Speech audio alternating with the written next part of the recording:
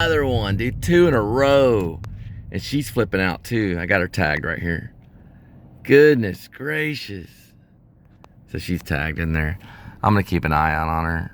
I'm just letting her know that she knows I'm around. I mean, literally, I almost got ran off the road by whoever this is in this car. She's erratic as hell. She's got someone else in the car with her. No blinker, nothing. Literally almost hit my car.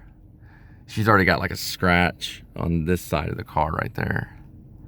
So I'm just keeping out right here to make sure she leaves me alone. So I can, but I have her license plate right here. And just 4 seconds ago, I'd say about a minute ago, truck did nearly the same thing, but he stopped and started looking back at me. I don't know what's going on, man. There, she's taking off right here. There she goes. Just like almost like running right into my car. Unbelievable. And she's going over 35 too. She's getting off they both turned off once they knew the camera was on. Both of them would turn. No, she's going straight still. But she's getting ready to turn back onto the highway right now. Just almost ran right into me. It's just, Dallas is getting real populated. It's starting to remind me of Los Angeles. I mean, it's getting really, really populated. It's every 1 minute someone moves to Dallas. It is unreal. Yeah, she's turning off right there. And, I mean, I don't know. When that stuff happens, I just want to make sure I record it, because that's road rage. Yeah, she's some old lady. It's probably okay.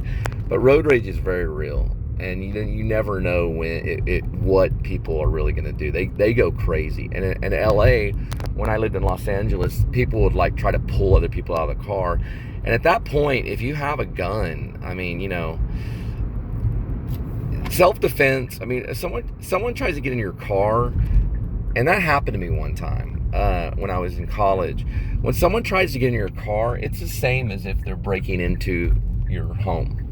Because when you break into someone's home, that's called home invasion, or it's called burglary, right? It's called, they call it, breaking and entering. But you can break and enter into an automobile, and it's still burglary. It's still breaking and entering into a car. If someone tries to rip open the door and they want to get the best of you, get that crap on video, big time.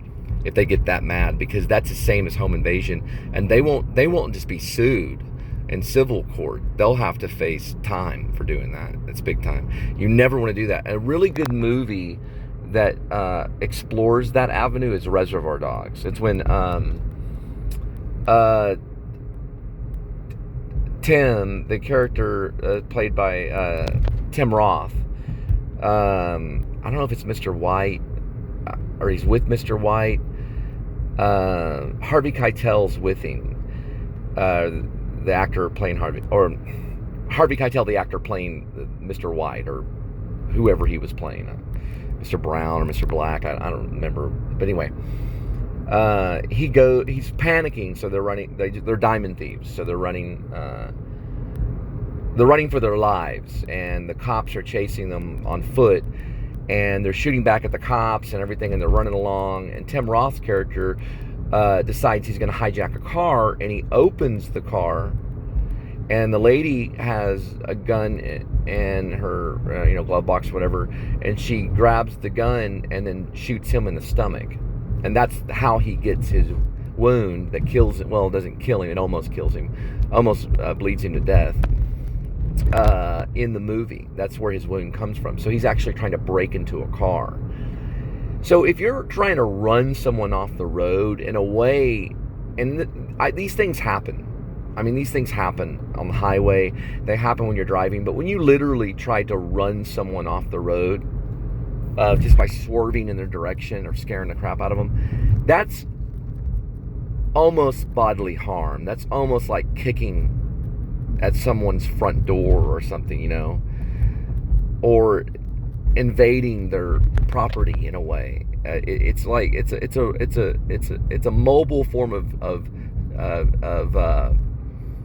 trespassing. Mobile form of trespassing on the move, because they're getting in your space. because you're driving in one lane, all of a sudden someone's trying to run you off the road because they're mad. There's some crime happening there, right?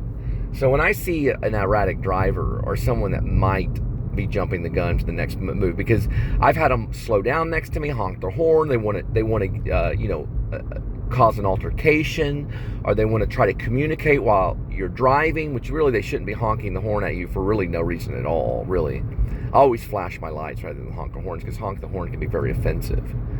But they're next to you, honking the horn, trying to get their way or their attention or whatever it is.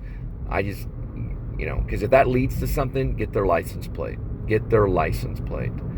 The reason why you want to get their license plate. Now, a police officer told me not to do that whenever I had a guy in White Settlement. He literally ran me off the road.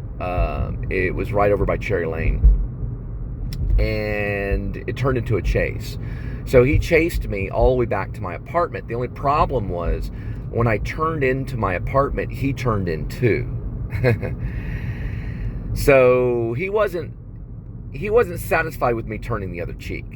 And what I mean by turning the other cheek is evading the fight. And I think Jesus taught us that. I think Jesus taught us to evade the fight.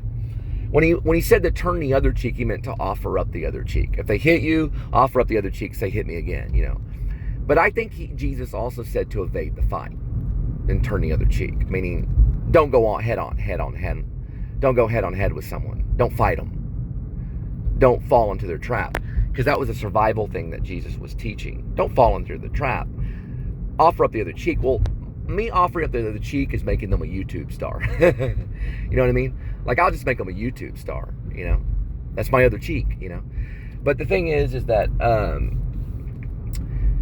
turning the other cheek, I think also means to evade the fight, meaning to flee, to get away. So I did. I decided, okay, this guy's chasing me. I didn't take him on video because I had an HTC and the video would use the memory up like really quick, and it was an older phone. This was back in 2012, right before I married my second wife, and then started my family of 3. But he chased me, and I thought, well, I could get out and run, but if he pulls a gun on me in the parking lot, that could be deadly. So I went ahead and went through the parking lot, and I thought, well, I can go to the police, but you know what? I'll just go to my dad's property.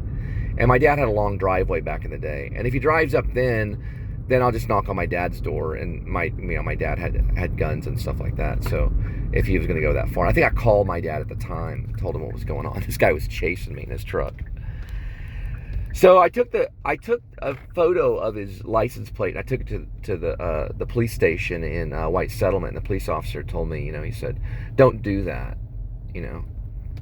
don't take a photo of their license plate, or I think he said don't let them see you, or do that, or whatever, that makes them mad or whatever. And that may be the case, but man, we got cameras everywhere. I don't think there's anything wrong with it. I think it's more secure. If you document the situation, that's secure, because then they don't get away with it, If they do any major damage, you want to cover your steps,